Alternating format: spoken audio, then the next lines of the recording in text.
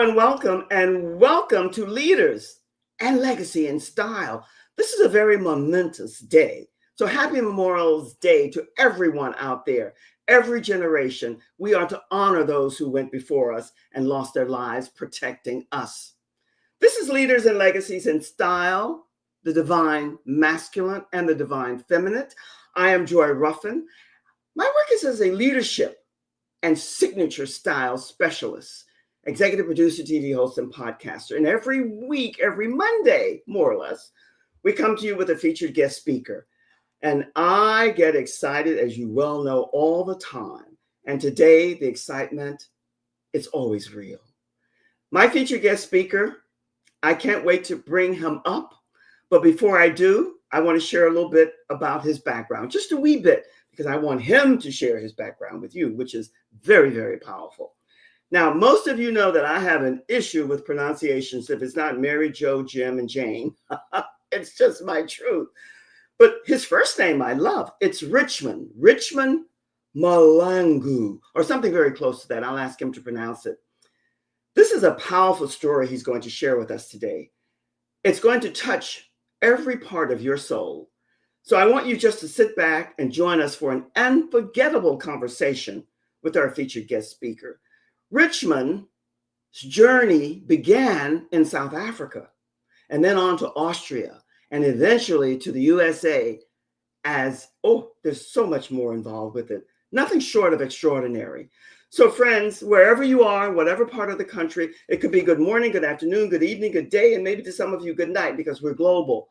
Just sit back and relax and help me welcome our featured guest speaker. Richman, I want you to come on up. And what I want you to do, I love that smile. Please pronounce your last name for us in the American pronunciation and the South African pronunciation. Give us both. So in America, my name is pronounced Mahlangu, but in South Africa, it's pronounced Mahlangu in the Zulu culture. In the Zulu culture. My name is Richman Bongani. Bongani is my middle name, which is the Zulu name, Mahlangu. But again, in America, is Mahlangu. Mahlangu. Well, you make it, it flows when you say it. It doesn't flow when I say it. But I love your first name because it has Richmond in it. Rich. Everybody wants to be rich, right? So Richmond. Yes. Richmond, your story fascinates me. And my friend who introduced me to you, I'm so grateful to her because Thank you. Kelly and I traveled to South Africa, and it's a beautiful country. I can understand why people held on to apartheid for so long, because not only of the topography, but everything else. But tell us, share your story about growing up in South Africa during the time of apartheid. Share with us a little bit about that. So first, I want to take this opportunity to say this is a privilege and an honor to have this opportunity to speak to you and share my story. My story begins in a township called Lamontville, which is Durban, South Africa. Both of my parents did not have any formal education. In fact, my mom and dad could not read.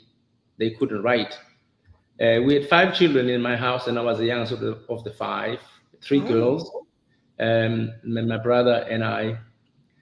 When I was about 13, we had this tragic situation that happens where my father was working in a garden outside, and suddenly he just collapsed and he ended up dying, leaving my mother with 5 children. Back home, there's still, even today, a belief that my father was killed through witchcraft or voodoo. But I believe, as I've gotten older and studied a little bit, that my father either had an aneurysm or a heart attack, and there was no autopsy done, so we don't know. Anyway, basically just the memories that I have with apartheid system. When you're growing up in a township as a black kid in South Africa during those days, you don't really understand what that actually means, the whole idea of apartheid, because you don't have the education, the ability to even begin to comprehend what does actually apartheid mean, other than that when you can go to these places, people have to be at a certain time out of the city. Mm-hmm. Black that lived, they were basically could only attend the schools in the township that was built in the township for black schools only. We had four races in South Africa. We had whites, Indians, blacks, and coloreds. And coloreds, as far as I understand, historically, were the people who came with from Malaysia, from with the, Europeans, with white people that came to South Africa. So all Mm-hmm. these lived in certain areas. We went to segregated schools. In the black schools, we had a special curriculum called Bantu education. Bantu education was this a specific curriculum created, an inferior curriculum basically created for black schools only, which basically was set up for us to fail. In a township in my house, after the death of my father at one time in this tiny little house, there were 10 people. Basically, I had three sisters, as I mentioned, were older, who at one time before they were 28, 30, got pregnant. One of them had twins, so we had four babies. And then was Ooh. my brother now. So there were 10 people there in this tiny little four-room house. After the death of my father, and I want to mention that my family was very, very religious. My dad was actually a minister. In fact, the church was in our house every Sunday. It was very disturbing to me because I obviously believed in Christianity and religion. It didn't make any sense to me at all that my father, I believed, was a good man. He helped a lot of people. He worked hard. He looked after his family. And if God was that good, why would he take him? So my father died.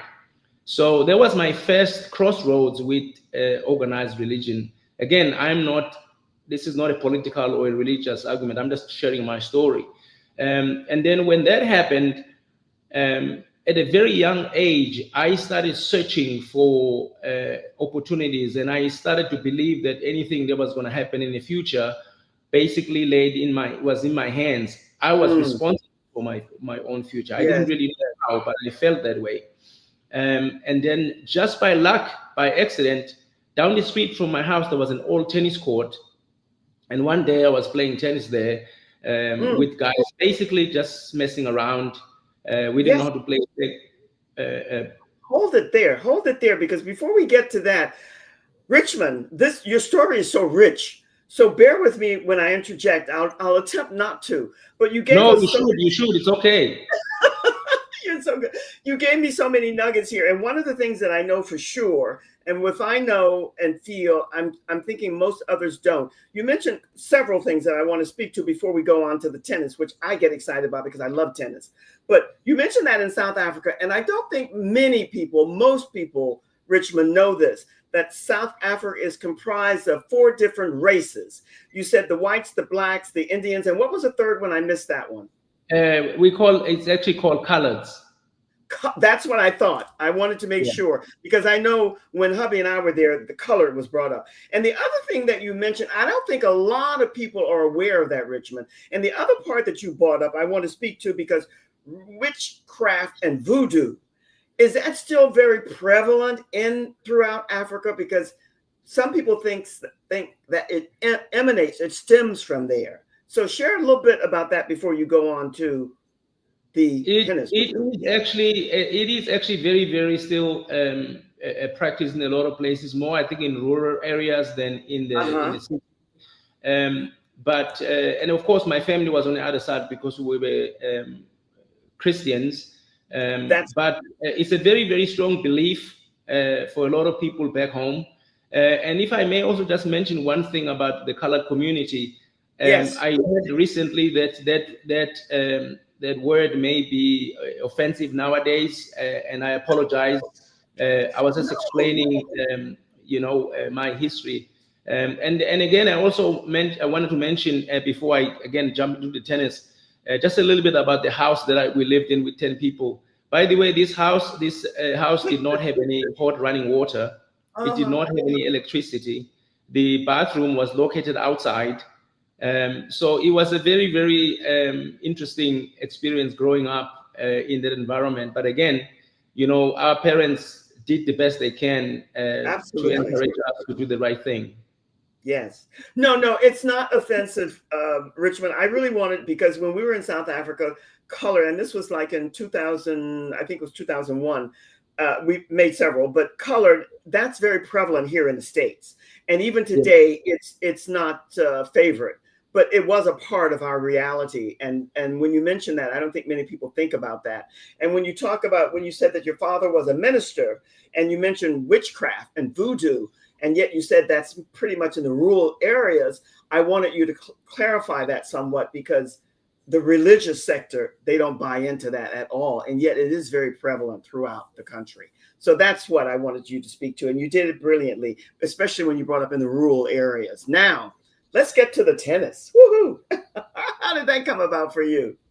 Well, so down the street from the house in the township where I lived, after the death of my father, it took my family a very long time to basically just function normally, because so my family used to stand in everybody had like a specific assigned place where we stood before to pray before we went to bed.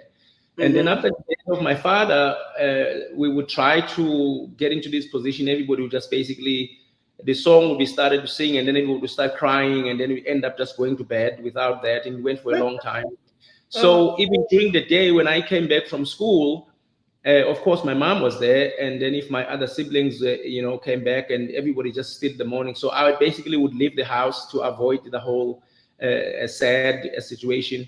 And down the street there was a tennis court, kind of like worn-out tennis court with a gate was broken and a net with holes, and a couple of guys played there for fun. So I also kind of went there to just watch with the watch the boys playing. And if I may just go back just a little bit. Yes. I hadn't been in a township for a long time, and the reason was my family had two houses. My family had a house in a rural area in a place called Danhauser, which is a small village. I believe this is northern Natal. So what happened is that my siblings and I, we basically would go to school there. The school only ended in middle school. So once you finish middle school, you move to the city in a township, which is where my father was. So my parents basically lived separately. All the siblings had gone. It was only me living with my mom. And then in 1977, this is over Christmas, I believe it was the 22nd or the 23rd of December. So as a surprise, my mother put me in a train overnight to go to Durban to surprise the rest of the family. And at the same time, same day, my father took a train to go to Danhauser to meet my mom and I as a surprise as well. So I actually missed him, and I hadn't seen him for a year. And guess what? When we go to Danhauser, he's there, and I'm in Durban with my siblings. That's actually when this accident happened, with him working in the garden, falling and dying. So I hadn't seen him for a year, and then he was there, and then he passed away. So coming to the township, you know what it's like. I shouldn't say but most of us who grew up in the township, we know you don't just walk anywhere if you don't know people, the guys, the boys, basically. So I would go there and watch a couple of guys, and they didn't know who I was. And there was two guys who came a couple of times. One of them was Benson Lovu, and the other one was Tobias Mavundla. Tobias was actually about 2 houses from my house. And these guys had these white outfits, white socks, and and they the first people that I actually saw were able to play tennis. They could actually hit the ball 5-6 times, without missing. And I thought, my word, I would like to actually learn this game one day. And then the second day I went, they also came to play, but they were very kind. They didn't want to kick us off. So they said, you guys can hit it back and forth with us just to be polite. But at some stage, how old were you then? How old were you then? 13. I was 13. 13. That's what I thought. Yeah, which is late to start tennis. And then so they were just being polite. So we ended up watching them. This guy Benson took a big interest in me, and he ended up inviting me to a place called Ewema, which is where there was actually a group of black people that played tennis there. Most of them were men. There was a few ladies as well. And this is where actually the whole thing begins, where for the first time in my life, I learned that there are educated black people who own their own cars, who actually were professionals. They had jobs. There were actually a couple of them were lawyers, like Mr. K.K. Tiane, there's one who's actually still alive, Professor Paulos Zulu. I didn't even know there was such a thing as a black lawyer as a kid, because in my Amazing. community, in the township, most of the people that I was around, they were in almost every family, the kids were being raised by a single mom. It's amazing how that happens. Richman, yeah. I'm amazed at the whole story. And I'm going to take a quick little reset because you're sharing all of this wonder with us. And when I come back, I want you to take us a little bit away from where you're at now and take us to how this tennis, going to Austria and then doing the work that you do with young kids today, because this is only 30 minutes and we only have so much time. And I really want to get as much in as possible. So hold tight while we take a little quick reset. My engineer is going to scoot you in the green room and I'll be back with you in just a second. But friends, know this. This is a powerful story and you have an assignment. You know, you always have an assignment here. It's homework. You are invited to join Leading Ladies, Leaving Legacies. And if you're a Jen out there, you have a leading lady somewhere, ask her to join, because we're all about your vision, the mission and the purpose that you're about, which is what Richman is sharing with us today. And we're going to hear much more about that. But please join the group, because we want you to come there to meet and greet and collaborate with the other leading ladies who are there. And in conjunction with that, I now have a YouTube channel, and it's called Fashioning Femininity, Style, and Truth. And we're always about the truth and the femininity of us, men and women. That's why we label this divine, masculine, and feminine. Connect with me there every week. Subscribe, go, like, comment, give me your good, your bad, and the so-so. We don't do ugly. And I would love to have you there, because we want to increase the numbers and we want to really get to know you and see what you want more of. And in conjunction with that, Richman, we only have so much time here, but he's written this phenomenal, fantastic book, Success Beyond Expectations, and you're going to love it. I don't say that unless, and I have to tell you, I haven't even read the book, but I know Richman. So what I want you to do is take a screenshot, take a snapshot, and make sure that you get here to his website, you get to Amazon, and you purchase this book, because we only have so much time here. But after you take the screenshot and the snapshot, hopefully you'll be able to get there and find out much, much, much more about Richman, because his story is rich. That said, Richman, we could go on and on and on, and there's only so much time, and I really don't want to cut off and interject. But tell us how you went from where you were in South Africa to Austria and got the scholarship, and now you're working with young people and you're a counselor in the school in Vegas. So share that with us as succinctly as you can. So after I got to Ewema, there was a wall there. Because most people who I would play with were adults, they would have to finish working at 5 o'clock and then come to tennis. So I would hit against the wall on my own after school, because I had this dream as a kid that I was going to go to America. I believe at a young age that the only thing I was gonna be able to do to escape this poverty and this harsh of apartheid regime was acquiring an education. So combining the tennis and the education, to me, just became a ticket. One day I was hitting against the wall barefoot when a white man basically starts walking behind me, introduces himself. His name was Tim Gray. He was a South African, but he grew up in England, was coaching in South Africa. So he and I talk, and eventually he offers me to go to this place called K-Star Hotel in a white area in a city, where he coached a group of white kids on weekends. I started attending this for 2 years. He'd give me free lessons and then drive me. I was a ball boy, pick up balls for him when he gave his clinic, and then he would give me half-an-hour lesson and he'd drive me to the bus stop afterwards, and I would take these 2 buses home. He, after 2 years, was going to leave Durban, so he went to a white club called, I'm saying a white club because the tennis clubs were segregated those days. Yes. The place called Mitchell Park Tennis Club asked for a special permission for me to be allowed to play there, actually Benson and I, and they were very kind. A gentleman by the name of Trevor Hall said yes. So I played at Mitchell Park with this special permission, didn't have to pay any member dues, and I got to know a lot of nice people. One day, a gentleman by the name of Ray Schwegman came on vacation. He was a South African who lived in Austria, and he owned a tennis academy. He heard my story that I was trying to come to America on a scholarship, but I was having a hard time because most coaches I wrote back and said, we would love to help you, but we have no idea if you can even play tennis, because we don't know anything about black tennis players from South Africa. Mr. Schwedman sponsored me, took me to Austria in a place called St. Wolfgang, which is about 45 minutes west of Salzburg. And he had a tennis center there. And all the coaches there were white. So all of a sudden, I am in Austria, in this German-speaking country, and I didn't speak a word of German. There were 40 people a week over there. So I struggled through it. I learned. I kept on writing to universities. One day we had a guy coming on vacation, just passing by, and he was looking for somebody to hit with. I get to hit with him, and eventually he says, "I think your game is good enough. I just graduated from University of Nevada, Las Vegas. I will contact the coach and see if he'd be interested to recruit you."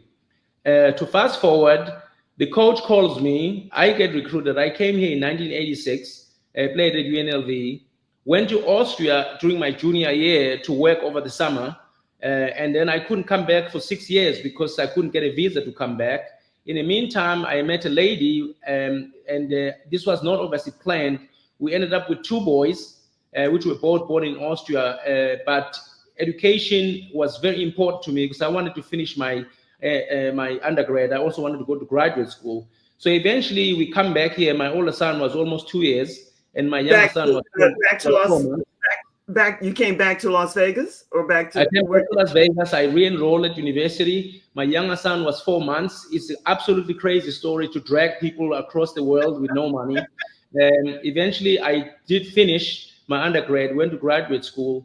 And then when my kids were young, I decided that I was going to use the same approach that I used to get into university to acquire an education, because we were poor.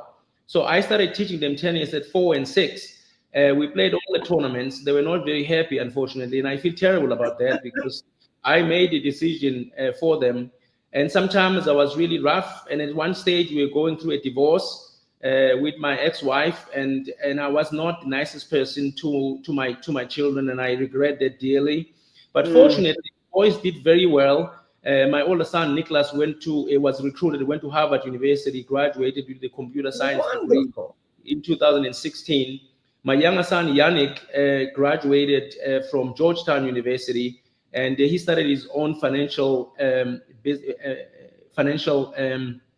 advisory business called Zulu Dreams LLC, Zulu Dreams Capital LLC. So the boys are doing well. I went to graduate school and studied educational psychology to become a counselor. Originally, I wanted to do marriage and family counseling, but I realized before I got done that I wasn't going to have enough time for my boys, for our boys, I should say. So eventually, I went back to school. Changed my degree, and then I got hired by the Clark County School District, which is where I work now. I work at Mojave High School. That's where I want to go. I want to go there now because your background is just never ending and it's fascinating. But the work that you're doing now, you're helping young people to understand that they're not the victim of the circumstances regardless.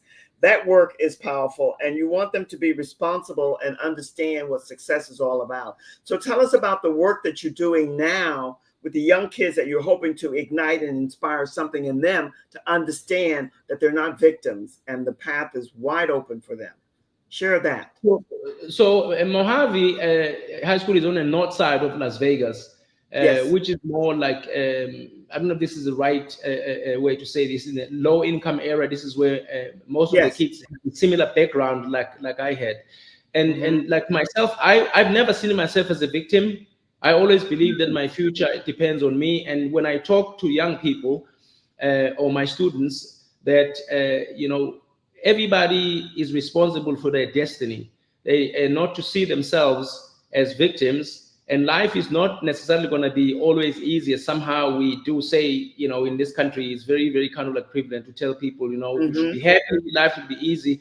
The reality is that life is difficult. In fact, I ask them to embrace the difficulty because it teaches them to develop that thick skin and to be able to overcome future problems that they may have.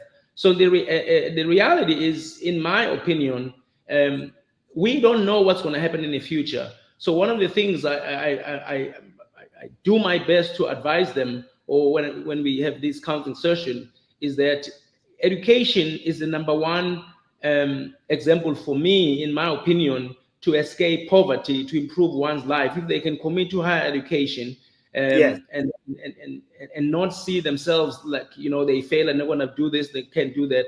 Most of our students don't have anybody who's graduated from high school in their families. Yes, And Richmond. they're going to be the first one, which is the same thing as me. So Yes. it's a very interesting thing also, because the system of counseling, unfortunately, is not always set up to have a lot of time with the kids. When we talk to the kids, you're putting them out of class, which is sometimes I feel guilty about that. But let me speak to something that you're talking about here that really I wanted to speak to, because it's the work that you're doing. You mentioned that most of the kids that are from certain areas are from low income, and you don't know if that's the right verbiage to use. Because of this politically correct system that's very prevalent now they're using like undervalued, underprivileged, underrepresented. It's the same thing. It's just different verbiage.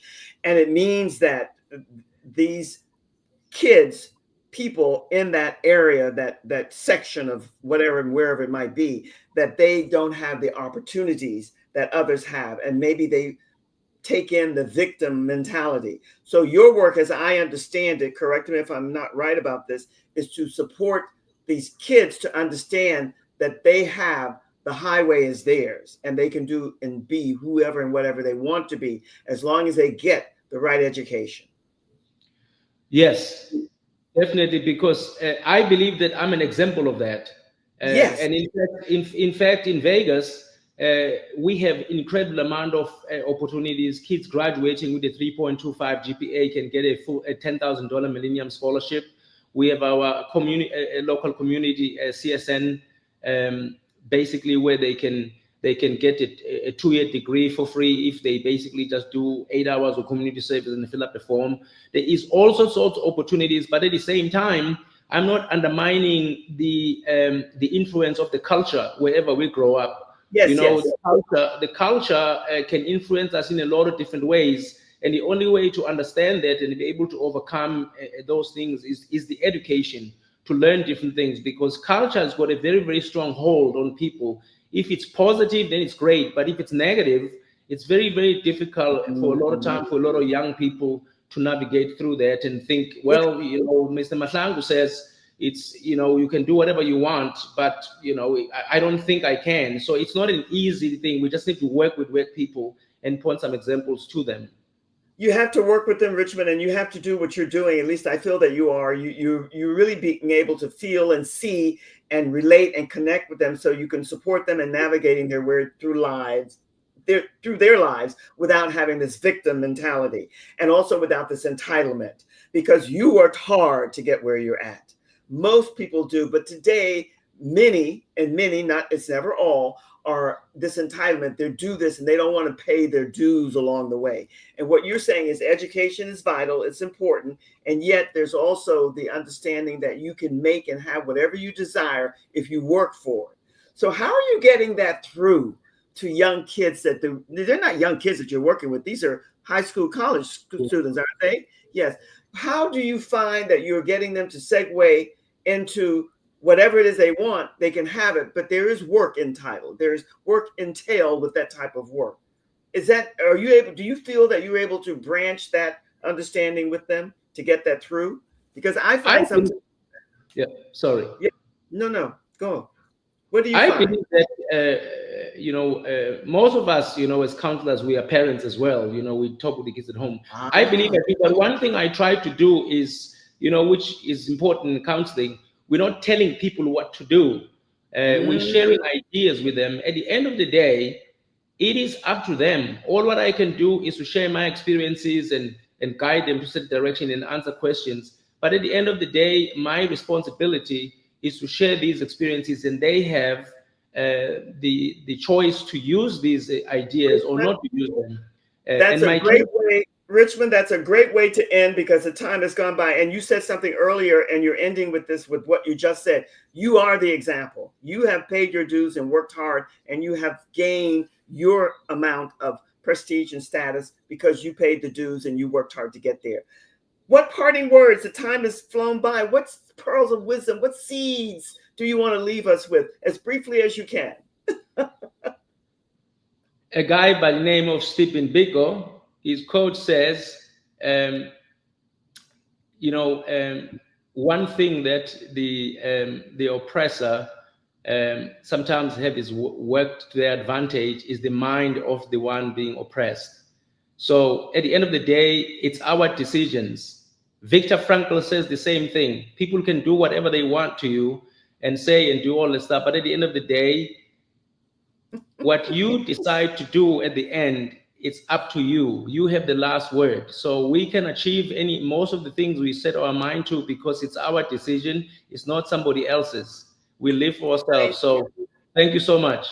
Thank you. Thank you. Thank you. Thank you. My engineer is going to scoot you into the green room, and you left us with some pearls of wisdom there. You know, what can I say? By the way, make sure that you take a look at his book, Success Beyond Expectations, because this book in his website, Zulu Dreams, love that. You're going to find this fascinating. We only have so much time here. I'm going to ask Richmond to do something else with me because we can expound more and more on what he's done. A great journey.